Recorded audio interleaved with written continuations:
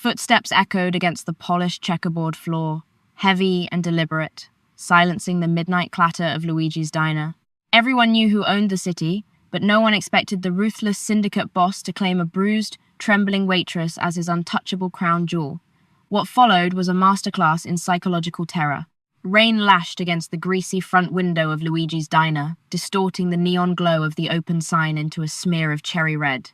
It was 11:45 p.m. on a Tuesday, the kind of miserable Chicago night where sensible people stayed indoors and the desperate roamed the wet asphalt. Olivia Hastings belonged to neither category. She was simply exhausted, her feet aching in cheap, slip-resistant shoes, her blonde hair tied up in a messy bun that had given up on looking professional 3 hours ago. Olivia wiped down counter space number 4 for the 5th time, her mind running complex arithmetic. Rent was due in 4 days. Her younger sister's asthma medication was running low, and the heating bill had just doubled. She didn't have time for drama, nor did she have the luxury of fear. Perhaps that was why she was the only one in the establishment who didn't hold her breath when the bell above the door chimed, announcing the arrival of Roman Casale. Roman was a man whose reputation preceded him like a shadow cast by a very tall building.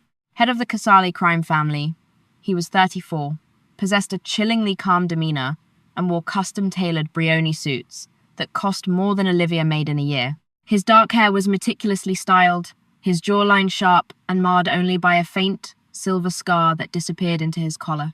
He never came in with an entourage, leaving his armed drivers idling in the black SUV parked illegally at the curb.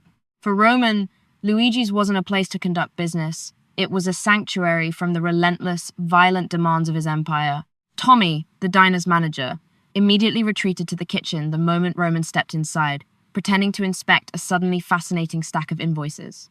The other waitresses made themselves scarce, finding urgent tasks by the deep fryers. Olivia just sighed, grabbed a fresh ceramic mug, and walked over to the corner booth in the back. Roman was already seated, his dark eyes scanning the room once before, settling on the Formica tabletop. "Evening, Mr. Casal," Olivia said, her voice steady, free of the trembling deference he received everywhere else. Roman looked up. His eyes, a shade of brown so dark they bordered on black, met hers.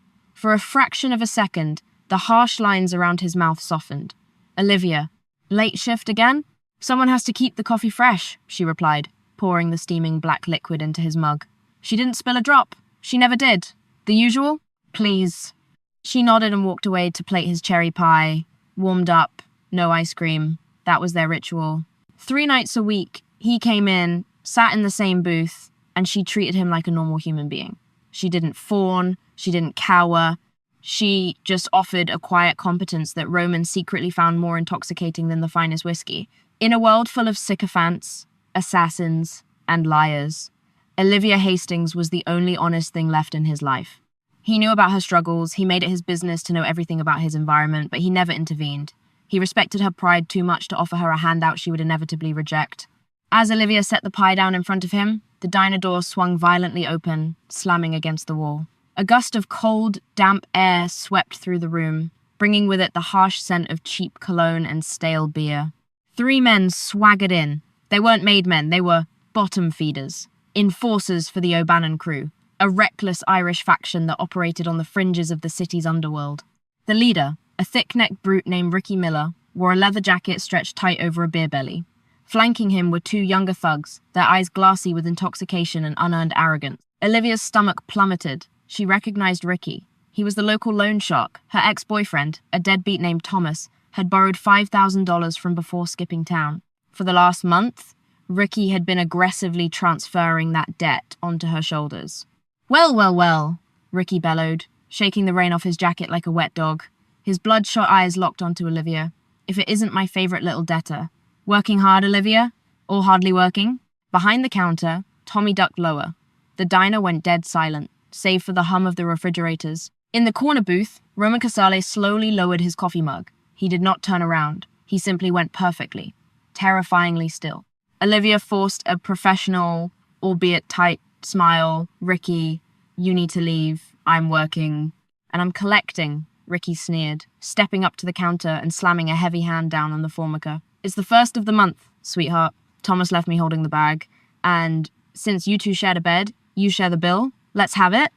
"I told you last week. I don't have the money yet. Thomas isn't my problem anymore, and legally, I don't owe you a dime, Olivia said, her voice wavering slightly. She gripped the edge of her serving tray to stop her hands from shaking. Ricky laughed, a cruel, grating sound, and his two lackeys joined in. Legally? Do I look like a judge to you, Blondie?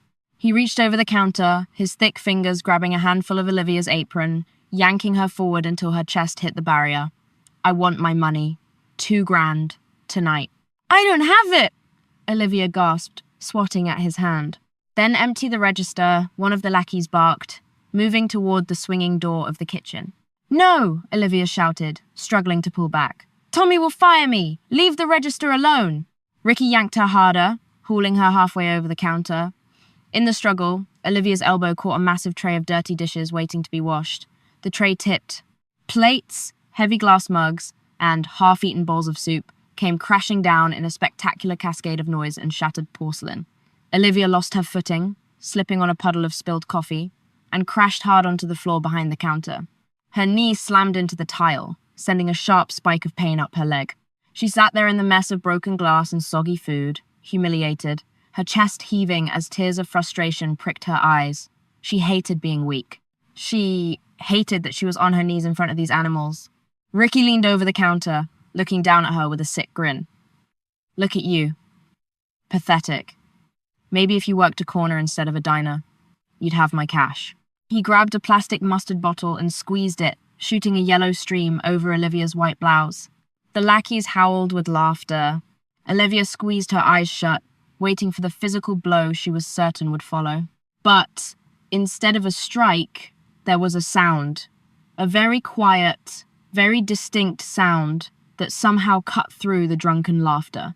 It was the delicate clink of a silver fork being placed gently onto a ceramic plate. Ricky stopped laughing. He frowned, looking toward the dark corner of the diner. The lighting was poor, the shadows heavy. Who the hell is back there? We're closed. Get out. A figure rose from the booth. He didn't rush. He moved with the slow, languid grace of an apex predator that had already secured its meal. Roman Casale stepped out of the shadows, the dim overhead light, catching the sharp angles of his face and the impeccable cut of his suit. Ricky's face drained of color so fast he looked ill. The two lackeys froze, their drunken bravado instantly sobering into sheer panic. Everyone in the city knew Roman Casale. You didn't just stumble into his presence. You survived it, if you were lucky. Mr. Casale, Ricky stammered, taking a hurried step back from the counter, his hands instinctively raising in a gesture of surrender. I didn't. We didn't see you there. We were just leaving. Roman didn't acknowledge Ricky. He walked slowly around the counter, stepping carefully over the broken glass. He knelt beside Olivia. Up close, Olivia could smell his cologne, something expensive, cedar and bergamot. Roman pulled a crisp, white silk handkerchief from his breast pocket and gently wiped a splatter of soup from Olivia's cheek. His touch was incredibly light, a jarring contrast to the violence radiating from his rigid posture. Are you hurt, Olivia? His voice was a low rumble, barely above a whisper, yet it filled the room. Just my pride, she whispered back, staring at him, wide-eyed. Roman nodded slowly. He stood up, offering her a hand. She took it, and he pulled her effortlessly to her feet, guiding her safely away from the broken glass. He turned his back to the thugs, an ultimate display of disrespect, and looked at Tommy, who was now peeking terrified through the kitchen porthole. Tommy, a fresh apron for Olivia, please, Roman said pleasantly. Tommy scrambled to comply. Only then did Roman slowly turn to face Ricky Miller. The silence stretched, thick and suffocating. Ricky was sweating profusely, a drop sliding down his thick nose. $5,000, Roman stated, his voice devoid of any inflection. That is the debt? Yes, sir, Ricky swallowed hard. But it's fine. We can waive it. A misunderstanding. Roman tilted his head slightly. You came into a place of business. You destroyed property. You humiliated a woman who works 60 hours a week to provide for her sick sister. You soiled her clothing with condiment. Roman gestured to the mustard on Olivia's blouse. And you did this while I was enjoying my cherry pie. We're sorry, Mr. Casale. We swear to God, we didn't know you were here. The fact that you think my presence is the variable that makes your behavior unacceptable, Roman said softly, taking a single step closer, is why we are going to have a problem, Richard. Ricky whimpered. The use of his full name felt like a death sentence. Everyone expected Roman to pull a gun. Olivia braced herself for gunfire, but Roman simply reached into his tailored jacket and retrieved a sleek, black smartphone. He dialed a single number, put the phone to his ear, and watched Ricky with dead, empty eyes. "Leo," Roman said into the phone, "I need you to run an errand." Ricky's breath hitched. Leo was Roman's chief enforcer, a man rumored to make people disappear without leaving so much as a drop of blood behind. Richard Miller, Roman recited effortlessly into the receiver, resides at 1422 West Belmont, apartment 4B. He has a mother, Martha, in the Golden Pines nursing home in Evanston. His associate to his left, let's call him Suspect 2, drives a blue 2018 Ford Taurus license plate Charlie Delta 942. Bring the Taurus to the crushing yard. Send flowers to Martha, a big arrangement, orchids. Roman paused, listening. "No, Leo, no violence. We are businessmen. I just want them to understand how fragile their world is." He ended the call and slipped the phone back into his pocket. Ricky and his men were paralyzed, trembling visibly. Roman hadn't laid a finger on them, yet he had entirely dismantled their lives in 30 seconds, proving he knew exactly where they slept and where their loved ones lived. "Now," Roman said, his voice dropping to a terrifying register, "you are going to get down on your hands and knees. You are going to pick up every shard of glass. You are going to mop this floor until it shines. And then, Richard, you are going to hand Olivia $5,000, not to clear the debt, but as an apology for interrupting her shift." Ricky fell to his knees so fast, his kneecaps cracked against the floor tiles. His two friends immediately followed suit, scrambling desperately on the floor, picking up broken plates with their bare, trembling hands.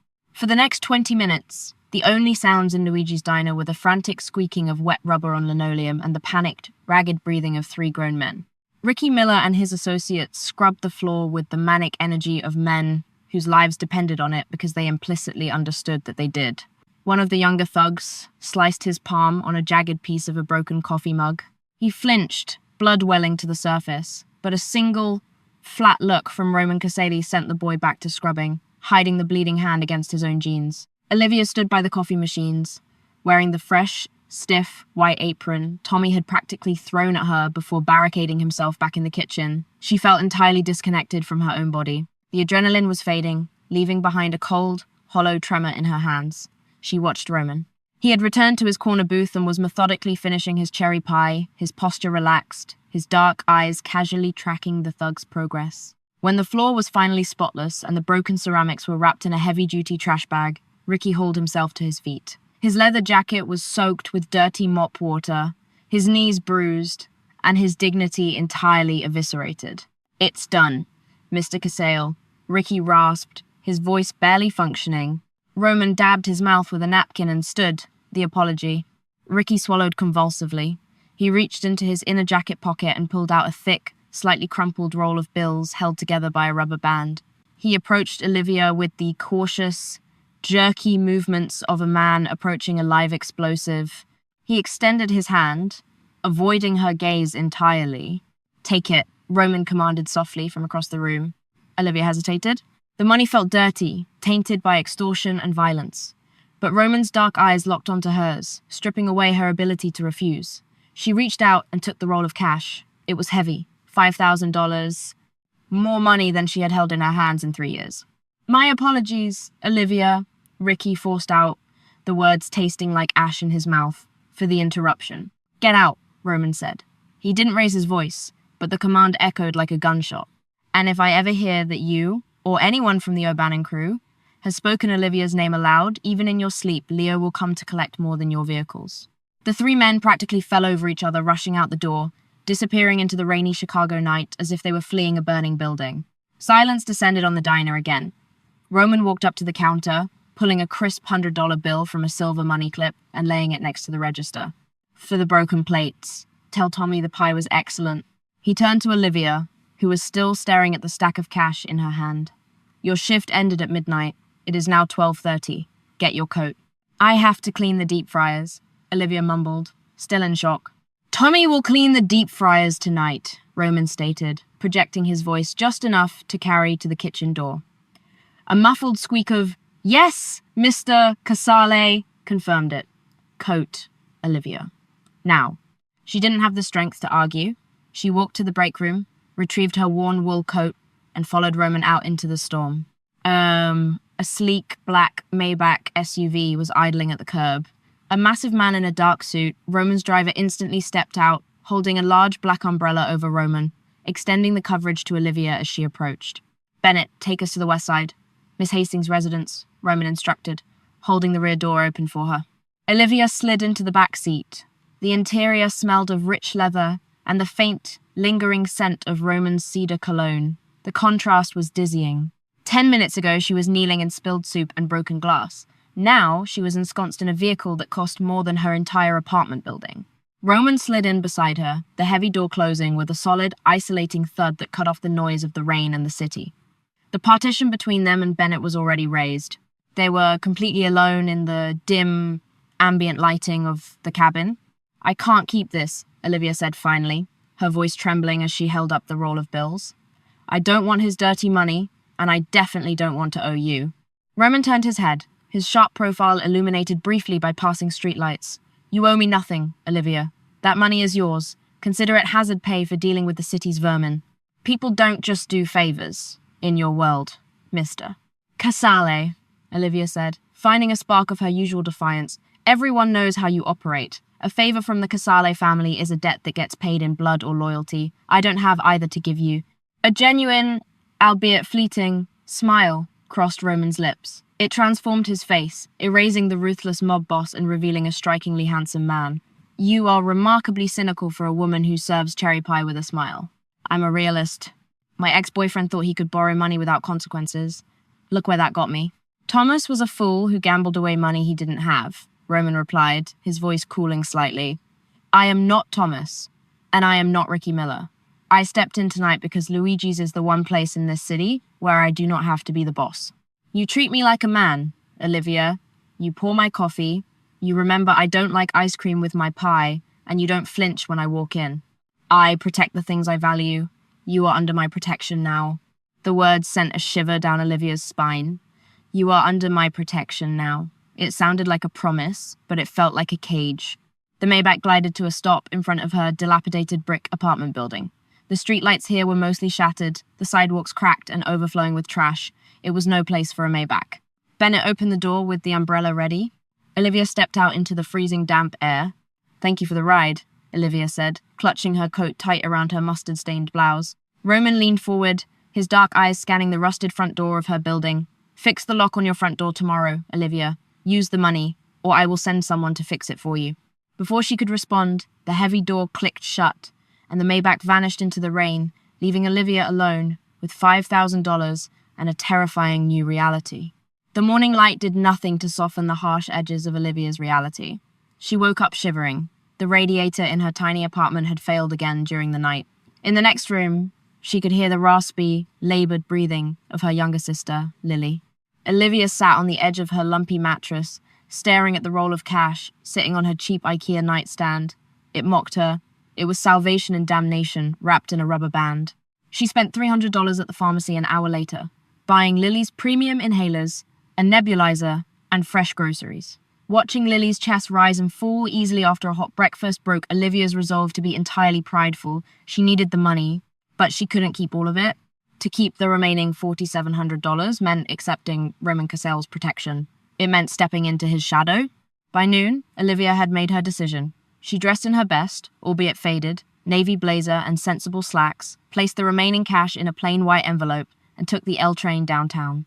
She didn't go to Luigi's Diner. She went to the towering glass and steel monolith in the financial district that bore the name Casale Global Logistics. It was the legitimate, sanitized front for Roman's empire. The lobby was a cathedral of white marble and brushed steel. Security guards in tailored suits watched the floor with hawk-like intensity.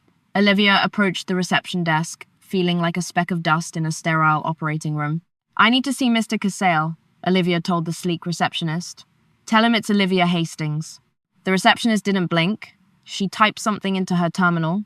2 minutes later, a distinguished older man with silver hair and wire-rimmed glasses stepped out of a private elevator. "Miss Hastings," the man said, offering a polite bow. "I am Arthur Pendleton, Mr. Cassell's legal counsel. Please, come with me." He has been expecting you. Olivia frowned. Expecting her? Arthur led her into the private elevator, which ascended swiftly to the penthouse level. The doors opened to a sprawling suite of offices. There were no thugs here, no cigarette smoke or cheap cologne, just high-end art, panoramic views of Lake Michigan, and the quiet hum of immense wealth. Arthur opened a pair of heavy mahogany doors and gestured for her to enter. Roman Casali stood by a massive floor-to-ceiling window, looking out over the city. He wore a charcoal three-piece suit without a tie, his hands clasped behind his back. When he turned to face her, the formidable aura of the Mafia boss was in full effect. "Olivia," Roman said, walking over to his massive glass desk. "You bought the medication for Lily. Good." Olivia stopped in her tracks. "How do you know that?"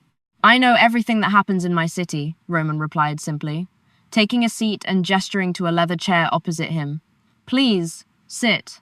Olivia remained standing. She reached into her purse, pulled out the white envelope, and tossed it onto the glass desk.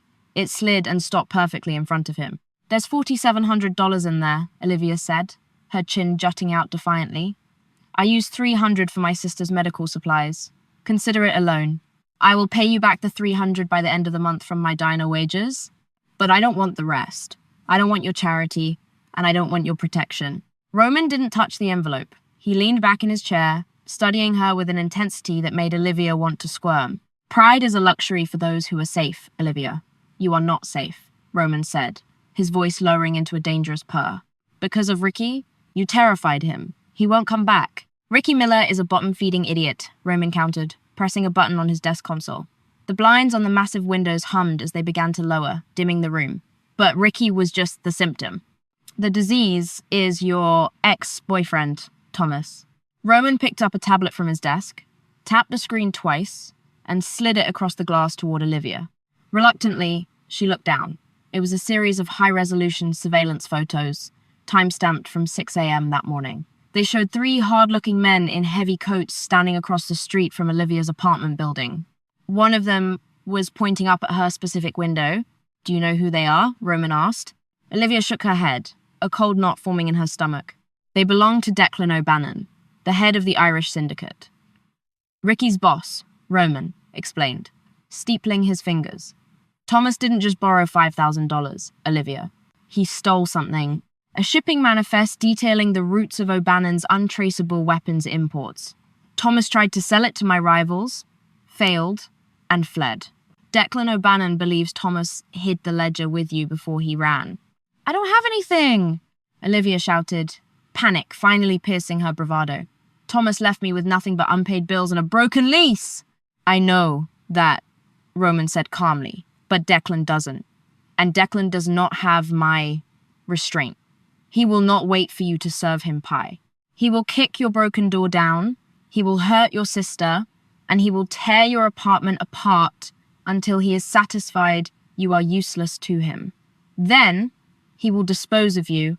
Olivia stumbled back a step, her knees suddenly weak. She gripped the back of the leather chair to steady herself. The oxygen seemed to have been sucked out of the room. "Why are you telling me this?" she whispered. "If I'm a target of a rival gang, why did you get involved last night? You just painted a target on your own back by protecting me." Roman stood up slowly. He walked around the desk, closing the distance between them until he was mere inches away. Olivia tilted her head back to look up at him. "Because, Olivia," Roman said, his dark eyes burning with a possessive fire that terrified and captivated her simultaneously, "the O'Bannons are animals, and I do not allow animals to touch what is mine." "I am not yours," she breathed out, though her voice lacked conviction. Roman reached out, his knuckles lightly grazing her cheek. The touch was electric, making Olivia gasp. "You are now. You resigned from Luigi's Diner an hour ago. Tommy has already mailed your final check. You can't do that." "It is done," Roman stated with terrifying finality. "Go home, pack a bag for yourself and Lily. Bennett will be at your apartment at 3 o'clock. You are moving into the guest wing of my penthouse. Arthur has arranged for private nursing care for your sister." "I won't be your prisoner," Olivia snapped, tears of frustration welling in her eyes. "You are not a prisoner. You are surviving," Roman corrected, stepping back and slipping his hands into his pockets. "Declan's men are watching your building right now. If you walk out of here and refuse my help, you will be dead by midnight. That is not a threat, Olivia. That is a geographical fact. He glanced down at the white envelope on his desk, picked it up, and held it out to her. Take the money. Buy Lily something nice, Roman said, his tone softening just a fraction, revealing the complex, dangerous man beneath the monster. I will see you at dinner. Olivia stood frozen in the opulent office, the weight of the city pressing down on her shoulders. She had walked into the lion's den to demand her freedom, only to realize the lion was the only thing keeping the wolves at bay.